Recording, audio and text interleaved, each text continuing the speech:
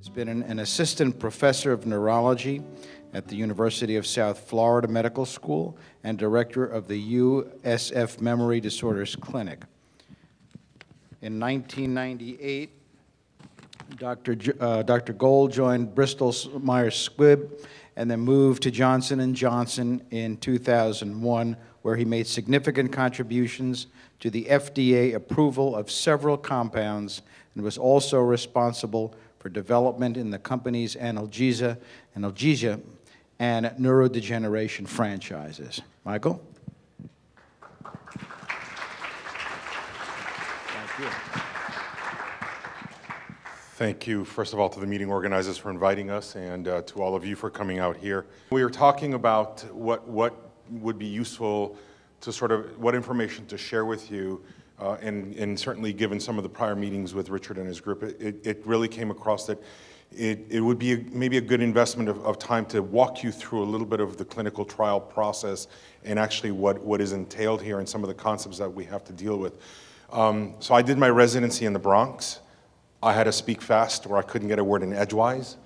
I'm going to go fast. Fasten your seatbelts. If there are concepts that you don't get, I'm going to be here. There's going to be a panel discussion, and please don't hesitate to ask, because this is, in my view, very, very important information as PSP goes from sort of this rare disorder where you can start to diagnose it, and now we're in this environment where there are actually clinical trials happening, and the hope that there will be many more. All right, so let's see. So I want to share with you, so there's some fundamental sort of concepts. So what is underlying research? What do we mean when we talk about research? So it's not just this kind of, idle, thinking process. So the way that we view it is a systematic, planned, organized process to actually investigate something to try to get to the truth of it, okay? So behind all the nitty-gritty of clinical trials, there are some deep philosophical notions about why are we doing this? We're doing this because we want to help people who have a horrific disease, but we also want to do it in a way that it is efficient, that is systematic, that makes use of the information that accumulates so that we actually walk down at the end of the day. We start out with many different options, but little by little we zero in on what we think are the most reasonable answers. And I have to tell you that research in medicine and science doesn't often give black or white answers. Most often gives gray, but little by little you kind of get to a point where the stuff actually starts to make sense. So the notion of research as a systematic exploration, okay, as an iterative process where you come up with ideas, you test them, you refine them, sometimes you discard them. And some of you who were at the dinner last night, the discussion about prion disorders, when Stan Prusiner first proposed the prion hypothesis, he was laughed out of science. And now he has the Nobel Prize. So there are ideas that sometimes are way ahead of their time and sometimes they're not accepted. There's a status quo. But the data talked, and the data were very compelling. This is a little cartoon that I pulled from, I remember whether it was Science or Nature magazine. And this map actually is it's a sort of a connection map of the different disciplines in science. So in this cluster here is applied physics and electrochemistry, and up here is economics, somewhere here is Asian studies, and down here, let me see, is animal behavior. The point here is that for clinical trials to work, for science to advance, we actually make use of many, many disciplines, okay? So in clinical trials, there are issues related to chemistry, biology, animal behavior, statistics, ethics. So when you talk about it takes a village to raise a child, it takes a really big village to actually move this forward because we are tapping on many, many different disciplines.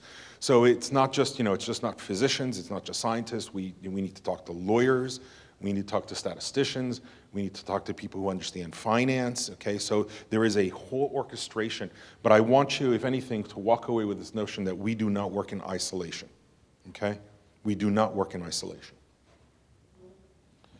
This is, for me, the sort of other, leg of the triad here is the fact that clinical research is fundamentally based on an ethical behavior. So you can see the study and philosophy of the right conduct. Okay, it is the right conduct. So for those of us who've been in clinical research and know the history of the abuses of clinical research, whether it was, the Tuskegee or the Nazi experiments. This is something we're very, very sensitive to, okay? And especially when you're asking people to put their lives in your hands for a year or two or longer to do a clinical trial, anything and everything that is necessary to protect a subject's safety, to make sure that we're doing exactly what we need to do, is very, very important. But it goes beyond just the issue of subject protection. So the ethics also get down to when a study fails, it has to be reported. This is not routine behavior, but if you don't report negative data, people are going to repeat the same experiment because they just don't know that your trial has failed. And so if a trial has failed and a drug doesn't work, it is unethical to ask people to take the same drug or a similar drug when you know there's no likelihood of it working and you're exposed to all the risks. So there is clearly this issue of, in clinical trials, we're asking people to take a chance. No questions about it. We don't know if the drug works. We need to take a chance. But the other part is we will do everything we can to make sure that you are as safe as possible while we're doing the experiment. And for example, along with the Devunatide study, we have an independent data safety monitoring board that we meet with on a regular basis. In fact, we met with them a couple days ago, and they review the data. And this independent data safety monitoring board has the right to tell us, stop the study. Okay? So we have mechanisms in place to try to safeguard. Right? The other part about ethics, and just to kind of give you three words or three concepts for you to think about, is the issue of autonomy. People in a trial decide what they want to do. So at any time, if you want to leave a study, you have the right to. Beneficence, right, which is that there is a reasonable hope or an expectation that this will do good, all right? But also the issue of equipoise, which means that the risk is shared equally. So, there's this Orwellian saying from Animal Farm that all pigs are created equal, but some pigs are more equal than others. It can't apply in a clinical trial. Everybody, if you sign up to it, you have to accept that, if it's a one-to-one randomization to placebo and active, you have to accept, if you want to be in the trial, that that's the chance you're going to be on placebo, all right? So those are the sort of the social contracts between those of us who do the clinical trials and those of you who are participating and says, we're going to do the best we can to take care of you, but you need to be very clear on the pros and cons of participating. So ethics is a very, very important part of it. It's become, I think, more important, okay, as the whole process of clinical trials in industry becomes more transparent. Okay. So when I was thinking about how to illustrate this whole notion in terms of clinical trial, we're not talking about clinical trials just in certain populations. We're talking about clinical trials in children who have either incurable diseases or congenital disorders. How do you work with children? How do you work with pregnant women? How do you work with kids who can't tell you whether they want to be in a clinical trial or not, but they need. You need to advance a treatment because otherwise there's nothing going to happen to them. What do you do with people who have severe mental illness, severe depression or schizophrenia, who are not in control of their faculties, right? But they need treatment, okay? How do you work with people who are severely injured or at a certain end stage of the disease and can't tell you what they want? But you know that if somebody's had a traumatic brain injury or somebody's had, I don't know what this particular person had. It looks to me like they were probably in a pretty bad accident. So clinical research is not just aimed at sort of, people who can tell you what they want and conditions where you can ask. Keep in mind that we're trying to address a whole spectrum. This could be a healthy child. And the research here is how do we, a vaccine for whether it's, Gardasil or some viral disease or something. So the research can entail people who are pretty healthy as well. So from my perspective, this whole issue of clinical research, it's translating a scientific hypothesis, okay, into experiments in human beings. And I don't want to beat around the bush. Clinical trials are experiments. Okay, they're very carefully designed, carefully supervised, but that's what they are. It's an experiment, okay? And the whole idea is to be able to translate basic science. So for example, the stuff that Larry was talking about in terms of mitochondrial dysfunction or some of these transporter proteins or misfolding of tau, translating a hypothesis that's emerged from basic science research into an experiment or series of experiments in man that actually will eventually lead to, you've got a treatment, All right, so that's the roadmap, all right? You start with a hypothesis, stuff that you see in cells and animals, and then how do you translate it into man? And you know, here again, along the lines of multiple disciplines, clinical research also requires this very complex interaction between scientists, clinicians, patients, device manufacturers, regulators, patients, and families.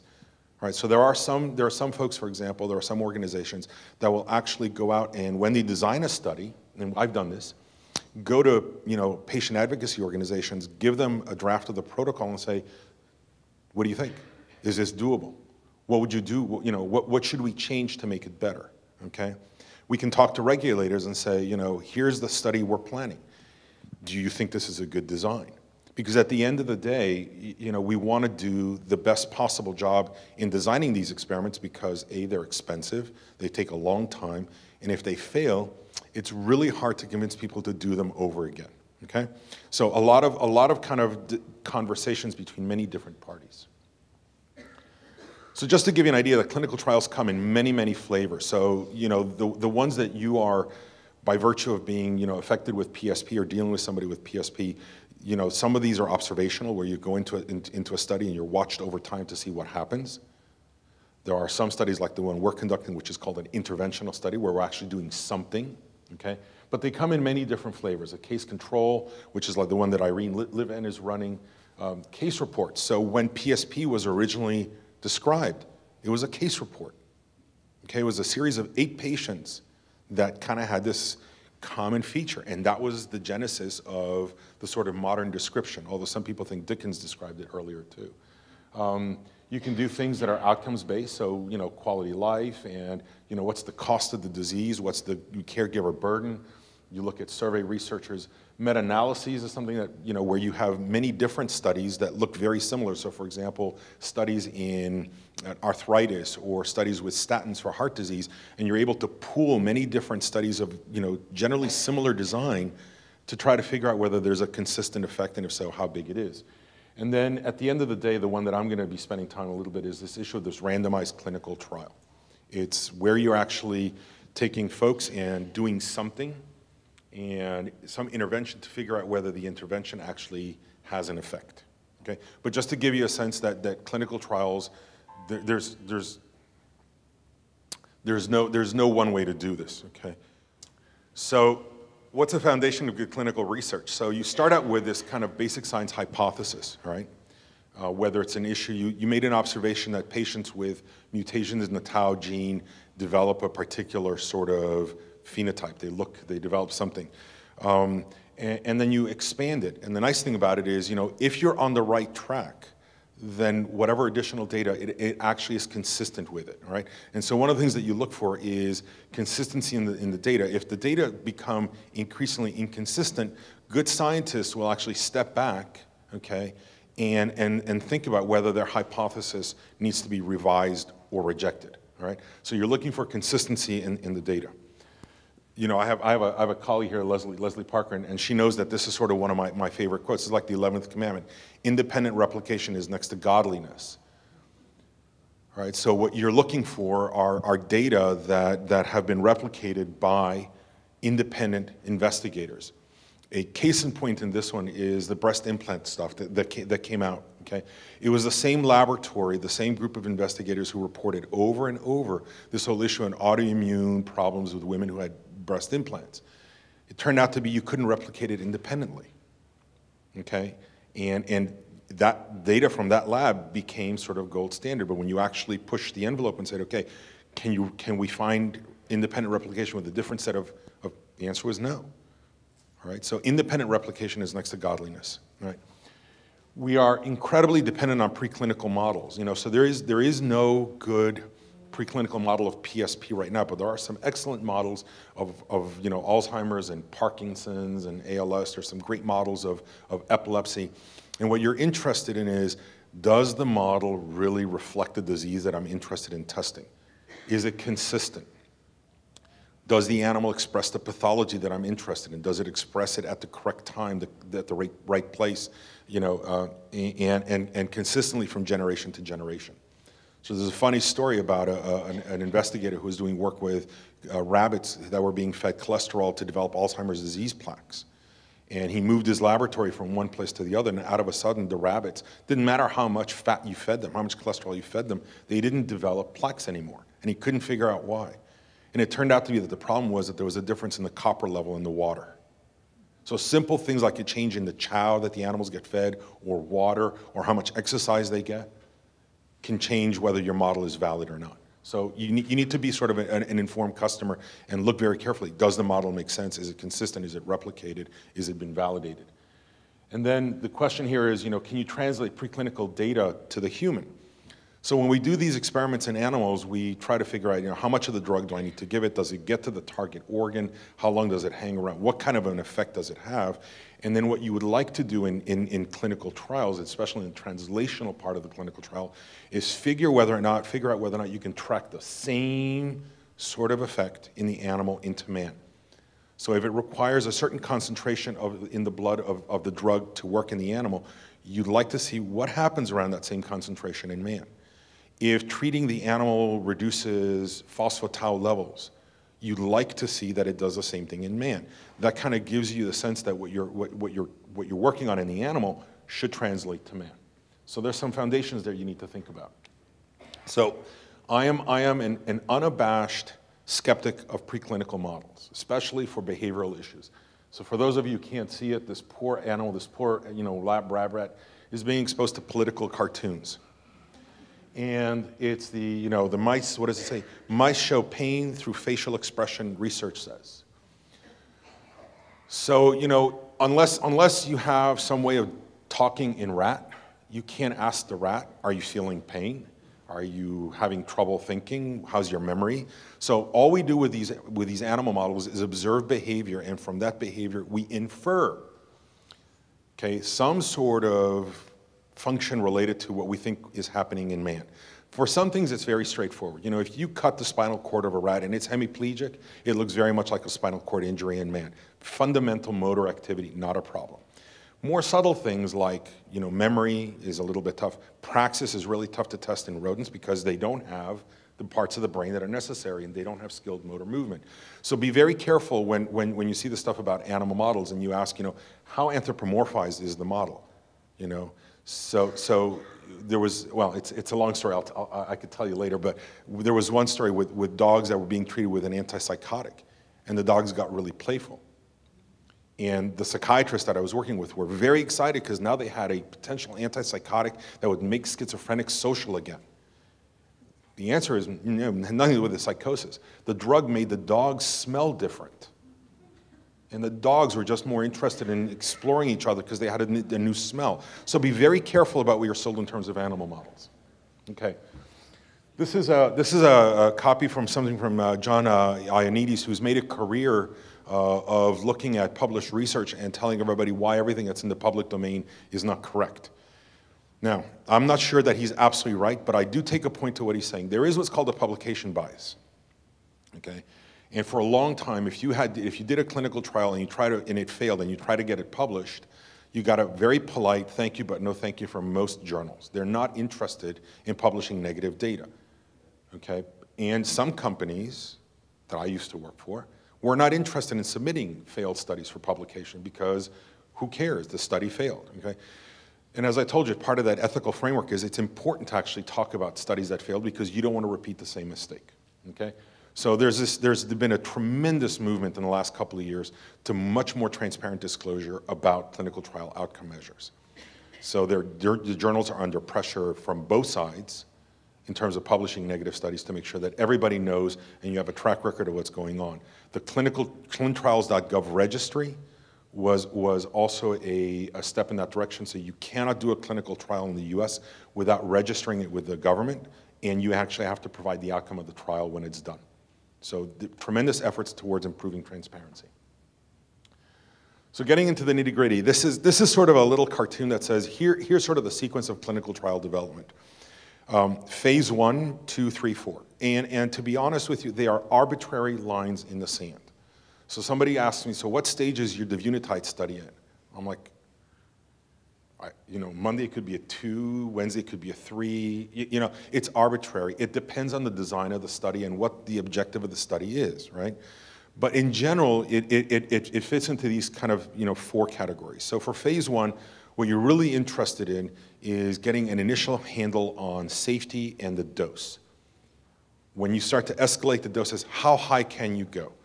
What does the safety profile look like? And generally speaking, phase 1 studies are done in healthy volunteers. There's a whole ecology of these guys and ladies who go to clin farm units and allow themselves to be dosed with medications that have never been in man before, and I give them a lot of credit, okay, a lot of credit. So phase 1 is dose escalation, dose exploration, looking at the safety, but also the kinetics of the compound. Phase 2 is really where you start to explore efficacy in a patient population. You've kind of defined what the doses are, where you can work, and now you're, for the first time, bringing in carefully selected patients to expose them to the drug for the first time. And here's where you sort of go into this hypothesis generation. Based on the basic science and all the preclinical data and what I know about the pathology, what should I expect to see in patients when first exposed to this compound? And then phase 3 is where you actually confirm. It's not, phase 3 are essentially what we call confirmatory studies. This is not a matter of figuring out what dose it works at. This is, what dose, what you're looking for, and now you're doing studies that are designed to confirm the hypothesis. And that gets into sort of some statistical issues about what's called type 1 error and power, okay? And phase 4 is kind of a funny thing. Phase 4 used to be a garbage can term for anything that was done after a drug was approved. So, you got Celebrex approved, or you got, Requip approved, and then out of a sudden, you did all sorts of other things. Part of it was aimed at whether there were different indications, whether there were other patient populations that you could work in, right? You had a sense that, if Requip worked in Parkinson's, maybe we should try it in PSP. From our perspective, we remember, that we started to hear reports about Requip working in patients with restless leg. And so that was a phase 4 program for Requip, was restless leg. In many cases, phase 4 programs are actually mandated by regulators. So the FDA will say to you, we will approve your compound, but you will do X, Y, or Z. And if you don't do it, we reserve the right to pull your compound off the market, right? So phase 4 has a whole sort of different ideas around it. Now, the reason why we kind of parcel that out and is this issue of what we call the pyramid, right? So if you start out with 10,000 to 30,000 compounds, you put them in animals, then you start to put them in healthy people, patients. At the end of the day, from, 10,000 to 30,000 substances, you may end up with one drug. This is a process that now takes about 12 years, takes about $1.2 billion. And you'll notice that it's not a straight line, right? It's a steep pyramid. What happens here is this is relatively cheap. This is increasingly expensive. So you can't take too many compounds in because you just can't afford to do it, right? Presumably, as you move further along, you have less risk of failure. But some people actually, they cut corners around here and they take compounds that are not quite ready for prime time into large trials. And you may get lucky, but more often than not, you fail. So I said, about $802 million in 2000 dollars, about 10 years, 12 years, and you're looking at about 10 to 30,000 compounds that are screened. Now, I just want to make sure I'm keeping well on time. One of the things that happened to the clinical trial enterprise or the pharmaceutical industry is that we thought we could actually master this like doing car assembly. Okay, so companies have libraries of millions and millions of compounds. So synthetic medicinal chemistry is fantastic stuff. You can synthesize compounds by the thousands now, derivatives here, derivatives there. You can do this on a massive scale. And the hope was that we could actually screen compounds on a massive scale. So when I was at Bristol Myers Squibb, we had a system called the haystack system. And it was fairly automated. So you could screen 100,000 compounds a day. But in order to do that, you actually had to have what's called a cell-free assay. You couldn't screen a drug in living cells or in a living animal. You had to do it in a cell-free assay, a particular set of receptors or an enzyme or something like that. And there are very few conditions where you can actually reliably do cell-free assays. And it's very laborious to develop cell-free assays. At the end of the day, this whole issue of high-throughput screening and being able to screen hundreds of thousands of compounds failed. And so we have actually gone back to sort of a more traditional craft of actually looking at our compounds much more carefully, doing a lot more work in terms of the physiology of the compound as opposed to just thinking about the specific receptor. And the reason it's relevant to our conversation here is because it's unlikely that PSP or its related disorders is due to a single factor. And so if you have a drug that is very specific for, let's say, you know, some transport protein or some ion channel or something, in my view, for neurodegenerative disorders, unlikely to work. And so what you're looking for are now compounds that have a richer pharmacology, what we used to call a dirty pharmacology, where they work on a multitude of different approaches that could potentially help. So again, just for you to understand that cost goes up, time, risk. So these are all things that come into the equation when somebody's thinking about, should I invest $100 million here or $100 million there? And you know, when you have to go out and raise money to do the studies. So we talked a little bit about phase 1 studies, safety and dosing, and I said it's usually designed to explore the dose, what doses you want to go to, how often you have to give it. You want to understand, you know, what's called the pharmacokinetics. How much of the drug gets in, how long does it stay around, how does it get eliminated from the body, okay? Which is sort of the pharmacokinetics. And the pharmacodynamics is understanding what the drug actually does, okay? So, for example, with the easiest is for me to give you an example with a statin. So if you take Lipitor, we can measure Lipitor levels in your blood. That's the kinetics. We can measure cholesterol levels. That's the pharmacodynamics, because that's how it works, okay? So, like I said, usually done with healthy volunteers, but you can't really do that with cancer patients because the drugs are by design toxic. Okay, they're cellular poisons. So it's not right, it's not ethical to ask patients who are otherwise healthy to be exposed to to drugs that can kill their cells. So you're looking for effective doses and potential toxicity. So you want to understand how far can you go before you're actually making somebody sick. The problem is, and you can imagine that what makes a rat sick or a dog sick, not necessarily something that makes a man sick. All right? So we look very carefully at what organs are affected in the preclinical species to try to anticipate where the problem could be in man, whether it's the liver, the kidney, the brain, the eyes, you know, the blood marrow. So we have some pretty good ideas of how to actually look out for that stuff. The problem with phase 1 studies is that they're generally not long enough to provide any signal of efficacy. So that's not the intent. They're not designed to sort of solicit any sense of efficacy. Does a drug work or not? So as I mentioned, here's this, you know, PK/PD, you know, what does it mean? So this is the pharmacokinetics. So you look at concentration of the compound over time. And pharmacodynamics, you're looking at what happens over concentration in terms of the effect. And then you can actually model this and figure out, okay, what happens over time in terms of the effect? And so you're very interested. So what you want out of these phase 1, phase 2 studies is an understanding of what's called a PK/PD relationship. How much of the drug gets in? How much do I need to have it get in? How long does it stick around? And what effect does it have? Because if you understand this, if you can actually get a hold of this, then the kind of stuff that Dr. Bordelon was talking about biomarkers starts to make a lot more sense. Because now you can track the effect of the drug on a biomarker, whether it's in the blood or the spinal fluid or on an imaging device. But you have something other, especially in neurological diseases, where you can't access the pathology. It's a very different story when you're looking at cancer. You can measure the size of a tumor. Or if you're doing middle ear infections, you stick a needle in there and you suck out the fluid and you know what you've got, okay? It's very difficult in neurological disorders or even psychiatric disorders. You can't measure the pathology directly. So when you have pharmacodynamics, you have some evidence that it's affecting some part of the pathway. That's what you want to look for in these early studies. Okay, so phase 2, usually, like I said, it's the initial exposure of patients to the treatment. And here, we start out with a relatively conservative view. We look for a very homogeneous population of patients. Why? Because we want to maximize signal-to-noise ratio. If the drug is like penicillin and it's going to cure You don't need too many people to figure it out. But generally speaking, we want a homogeneous population because there's going to be a lot of biological variability. Even with PSP, patients have good days or bad days, right?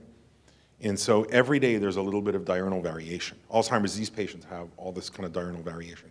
So we want folks who are very homogeneous in their diagnoses, right? And we want to be confident that they have the right diagnosis. So homogeneity of the patient's population. We do sort of dose ranging. So in phase 2 studies, if you're able to, you do dose ranging. And what you're interested in is sort of bracketing 2 points: the minimally effective dose and the maximally tolerated dose. Generally speaking, you're interested in the minimally effective dose because for folks who are going to be on a drug for a long, long time, you want to give them the lowest dose that is effective because you want to minimize the side effects, right? So, for example, with anticonvulsants for epilepsy, most, if not all, anticonvulsants impair cognition. But somebody who has epilepsy is going to be on an anticonvulsant for a long, long time. So you want to give them the minimally effective dose. And then you also want to figure out what is the maximum tolerated dose, because beyond a certain point, the side effects obviate any benefit. So you want to understand where your limits are. Okay? You start to estimate your effect size. So in phase 2 studies is where you say, okay, what kind of an effect, what kind of efficacy am I going, or would I like to see with this drug? You really don't have a place where to start. This is truly hypothesis generation. This is exploring, okay? And then what happens here in phase 2, now you're actually working in patients with a disease of interest, and the studies are a little bit longer, so now you start to get a much better picture of what the safety looks like, okay? Are there problems with the liver, kidney, brain, bone marrow, skin, things like that, okay? So hypothesis generation, I love this cartoon. There's little equations here, and then a miracle occurs, and then Shazam, the problem is solved, okay? So hypothesis generation is an art, okay? It's based on good science, it's based on a really clear understanding of science, but I promise you it's an art. If you get a dozen of us around the table to design a phase 2 study, you will find a dozen different approaches, okay? And we eventually get to consensus, but we all have different ideas. There are many different ways of approaching this, many different potential designs to try to get to this hypothesis generation. All right, phase 3, it's hypothesis confirmation. This is what regulators are looking for. These are large, prospectively designed, prospectively powered studies that answer the question beyond a certain statistical point, does the drug actually work, okay? And you see that here, statistically powered to detect a given effect size. So you have to put your money where your mouth is. You have to go in and say, this study is powered to detect an effect size of X. And this is how many patients I'm going to need to detect that effect size. And here's the p-value that I'm going to say means that it's an effect that is not seen by chance. If you hit it, great. If not, you're done, okay? It's if any of you ever go to Las Vegas, this is I can't tell you the sense of kind of, my God, are you gambling here? So you better be really sure what you're doing, okay? Because these are big, big studies. For Alzheimer's disease, these are studies that can run 1,500 patients for 18 months, $300 million, $400 million at a pop, okay? So you got to be really, really sure what you're doing. The primary focus is on efficacy. This is where you're telling the world, this drug works, okay? You're collecting a lot of safety data. These are very large trials in a less homogeneous population. So now you liberalize who can come in because you want to start to approximate real-world conditions. And these are generally very large, multi-center, multinational studies because, especially for rare diseases like PSP, you can't find folks in just one area. You have to go everywhere. And that gets into the issue of picking the right people to work with, making sure that the study is standardized, that the outcome measures are known, that folks know how to do them, that you're checking the quality of the data on and on and on and on. Okay. So you've heard us talk about the issue of, prospectively powered studies. So what is it? What is this power thing that you hear about? So in inferential statistics, the classical statistics that we all generally studied, how many of you here understand Bayesian statistics? Because if you understood it, I want to talk to you later, okay? So in inferential statistics, okay, what you're looking for is being able to look at whether some sort of intervention has an effect, right? And you start out with what's called a null hypothesis that says the treatment has no effect. You do the experiment, and you look at your outcome measure, and then you have one of two, couple of outcomes. So you can have what's called a type 1 error, which means that you got the result, but the result that you got was by chance, because in any experiment there's random variation. So generally, what's called a type 1 error is the probability of obtaining results as large as seen by chance. It's a false positive. The drug doesn't really work, but in that particular study, because of random variation, you got a p-value that is often set at 0.05. So we have to guard against type 1 error. Type 2 error is sort of the converse of it, which is you accept the null hypothesis of no effect when in fact there was one. And in generally, what leads to type 2 error is small sample size. You have too few subjects in the study, right? And so what you call power is actually 1 minus that type 2 error. And in order to guard against that type 2 error, we generally power our studies to have about 80 or 90% power that says if there is an effect, we have 80 to 90% probability of detecting it, right? Now the problem here is, then you have to put your money down and say, how big is the effect size? And you also have to put your money down and say, how much variation is there around the effect size? Whether it's measuring cholesterol or the PSPRS scale, you don't get an exact answer, right? You get variation around it, like a bell curve. So you have to know all those, and you have to actually tell and pre-specify it in a protocol and say, here's what we're looking for. Here's how much type 1 error we're willing to live with. Here's how much power we're going to use. And here's the effect size and how much variations, okay? And so I want to just illustrate it for a second. So if you have this notion of, two groups, and one is, let's say maybe they're prophets and one's fraudulent and the other one's enlightened. Depending on where the score is, you can say, they're fraudulent, but the score is above here. So because it's above a certain cut point, you actually accept that they're not. So it's a false positive, right? Or the other way around, because let's say you are truly enlightened, but the cut score is here. Then you're sitting here in this yellow area where you have the beta error, the type 2 error, and you accept the fact that they're not enlightened when in fact they are. So the more separated the populations are, the bigger the effect size is, the easier it is to resolve this issue, okay? The tighter the curves are, the narrower they are, the less variation there is, the easier it is to answer this question.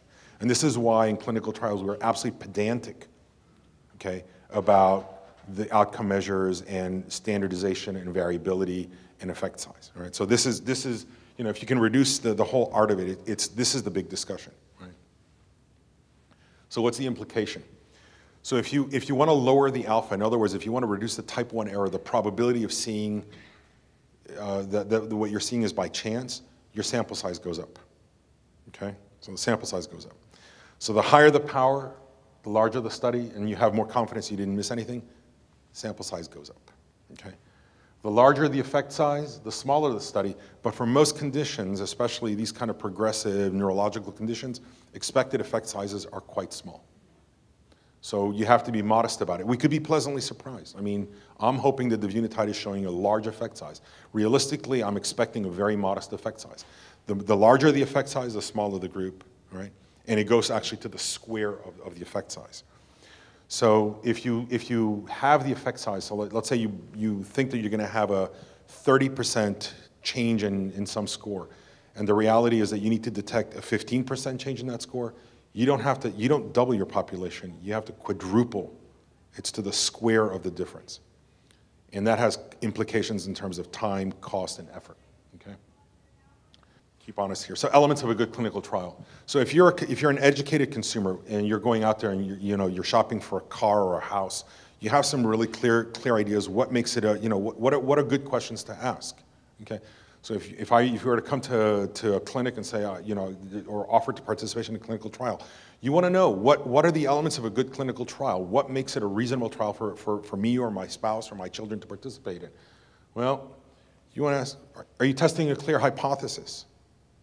Okay, because one of the things that people like to do is they like to actually test multiple hypotheses at the same time. And what we found over time is that experiments or clinical trials that test multiple hypotheses at the same time generally don't yield anything of value. So you want clarity. You want razor-like clarity. What's the hypothesis you're testing? Okay, and it's a high-quality protocol. So you want to look at the informed consent. Does it really tell you what this is about? Does it really tell you what the risks are? Does it really tell you what your options are, okay? And for clinical trials, it's clear outcomes. You collect only the data that you need to collect. You don't go on a shopping spree and collect everything because you can. And it gives the whole point of variation and random chance. If you're collecting, you're going to get something just by random chance and you have no idea what the hell it means. So it's focused. You ask the questions that you need to ask to answer the specific hypothesis. And again, if the hypothesis is a little bit waffly, then it's an experiment that will, you have to refine the hypothesis. A clear analysis plan. This is sort of my pet peeve with a lot of small studies. People do it, but they haven't really thought through how you're going to analyze the data. You don't put your money where your mouth is in terms of the kind of analysis that you want to do, all right? And there's nothing, I would say, more destructive to good science than what's called post hoc-itis. You get data, and you start analyzing it. You don't like the way it looks, in one flavor. You change the analysis to something else. You cherry pick, or at the end of the day, you've destroyed whatever integrity there are to the data. So the analysis plan should be very, very clearly thought through, okay? There are times when you have to be honest and say, I don't know. I'm hypothesis generating. I don't know. I want to have the latitude to explore these data in many different ways. That's fine, but just be open about it and be transparent about it, okay? Straightforward procedures, the KISS principle. Keep it simple, stupid. Okay? Complicated trials generally fail. All right? So you want to keep it as simple as possible. All right? And it's also not just an issue of good science, it's respect. You have people who are traveling for hours to come see you. They're complicated things. You want to minimize the burden on people who've made the choice to participate in the trial. So you want to keep it simple. An adequate control group.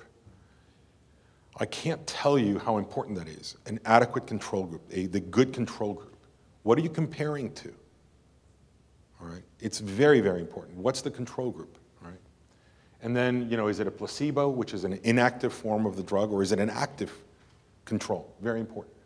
Control over study biases. So from a sponsor perspective, we have to control all sorts of things, or we want to try to control all sorts of things because human nature is kind of a little bit funny, right? There was a story about a clinical trial called the extracranial intracranial bypass. This is for people who had very high level stenosis of the carotid arteries and were having mini strokes or TIAs. And there was a study to see whether or not doing this kind of bypass would help them. And it turned out to be that the neurosurgeons who were going to do the procedure did not refer everybody to the trial. They cherry-picked who they referred. Okay? They cherry-picked the ones that they thought would do best, and the ones they thought they wouldn't do, they kept on medical treatment. So there was a referral bias, and the study didn't work, okay?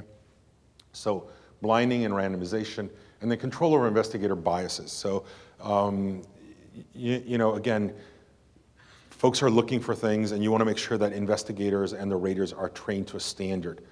They're asked to be objective, that you institute policies and procedures to make sure that there's adequate supervision and governance of the study, because you want to make sure that at the end of the day that you can trust the quality of the data that come in, all right?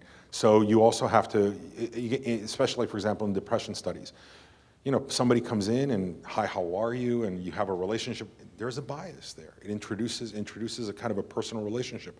And sometimes that's good. In some trials, that's not what you want. Okay, so you have to guard around that. So I'm going to spend a second talking about randomization and why it's so incredibly important. Why is that really the gold standard? So in any clinical trial, interventional clinical trial, what you're interested in is whether the interventional group, the intervention has an effect, right? And in order to do that, you're going to randomize people into the active or control group. Now, there are some things that you're going to know, okay, so I'm going to randomize them, and I'm hoping that at the end of the day, the groups will be equal. And there's some things you can look at: age, gender distribution, education, things like that. And you kind of assure yourselves that the two groups look really similar. Because what you're interested in is that the two groups that you're comparing be as similar to each other as possible. And randomization is sort of our best tool to make sure that both things that we know about and things that we don't know about, that the groups are balanced. Okay, that's the whole idea. Just think of it as the great equalizer. Right? So it's a fundamental tenet of good clinical trials, randomized clinical trials, is this randomization. All right? Now, it doesn't have to be one-to-one. It could be, there are different variations of it. But it is a critical principle of a good clinical trial is randomization. And oh, by the way, to do that kind of statistical testing that I talked to you about, okay, randomization is a prerequisite. Right. So just to show you that randomization is not simple. These are 4 different designs where you can take somebody here and they can be randomized to one of several doses, or you can take somebody here and they're randomized to one of 3 doses, and then depending on how they do here, they can be further randomized to other doses. You have this one here where, let's see, they go to 3 doses or instead of 4. And then here you can have one where they start at a low dose, a medium dose, and then once they reach a high dose, then you randomize them to other doses. Again, science, but art.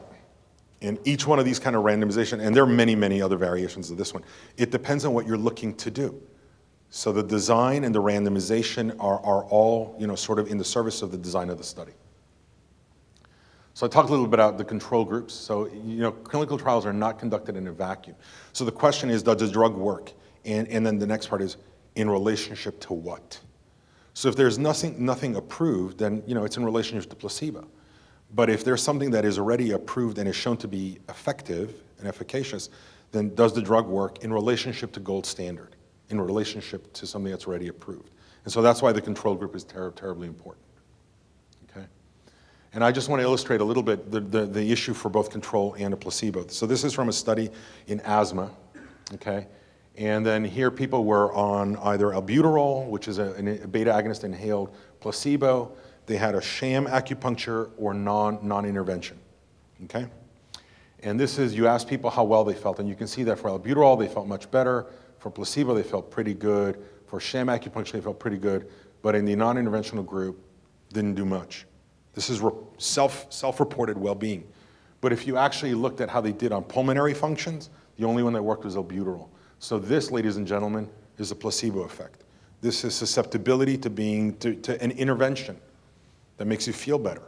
Whether it actually, has a pharmacological effect, unlikely. But people felt better, and they reported it.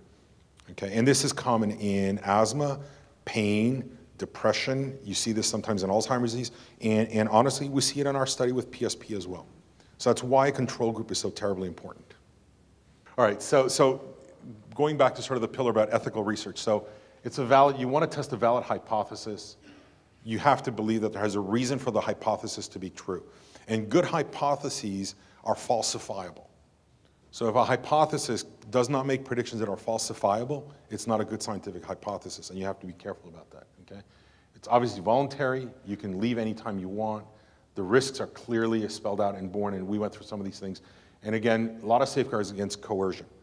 This is something we've seen in clinical trials in China and India where the family, tremendous pressure to participate. And we have to be careful about being coerced into being in a clinical trial. Yvette went through this, so I'm not going to go over, but this is the whole issue about, disease modification versus symptomatic. And so the design of the trials are also, aimed at picking apart what it is what you're looking for. So my plea to you as the sponsor, why is it important to be in a clinical trial? Well, you advance development of new treatments and new science, okay? You may potentially get exposure to a new treatment early on. Both as a physician, before I went into industry, I was actually an investigator. Many of my patients actually felt that being in a clinical trial gave them a sense of purpose and self-worth. There's nothing, nothing curable, but they want to do something. They want to do something, and I think being in a clinical trial is an honorable thing to do. And what I should say is should not participate with the expectation that it's going to be curative or something magical is going to happen. Okay? This is a long, drawn-out slog. This is a really long march. The risks, obviously we talked about safety, treatment may not work, and you have to be cognizant that for some, especially disease-modifying treatments, if you participate in a clinical trial and that drug has a very long-lasting effect, you may not be able to roll into a different study very quickly. So, caveat emptor. And for some treatments, the long-term sequelae are unknown. So we can tell you what happens over the short term, but over the long term, sometimes we just don't know. And you just have to, that's part of the benefit-risk calculation that you need to have. I'm not going to go through much of the detail, but what I am concerned about is that in the US, participation in clinical trials is dropped. So, I think that we had tremendous luck with our PSP study recruiting in the US, but in other conditions, this is becoming very, very difficult and very challenging. So I would urge you to be champions for participation in clinical trials across any of these conditions. And so lastly, just to update you on the PSP study, in fact, our enrollment closed in October 2011. We are on track to close a study at the around October, before the end of the year, and actually have results before the end of the year. We had our most recent meeting with our Data Safety Monitoring Board on May 24th, and we were given the green light to proceed with no changes. And everybody, other than Leslie and I in the Vancouver office, are preparing frenzily for the unblinding of the study and a potential submission if it turns out to be positive. And that's my passion, but it's also symbolic for I'm hoping that we all have smooth sailing. And with that, thank you.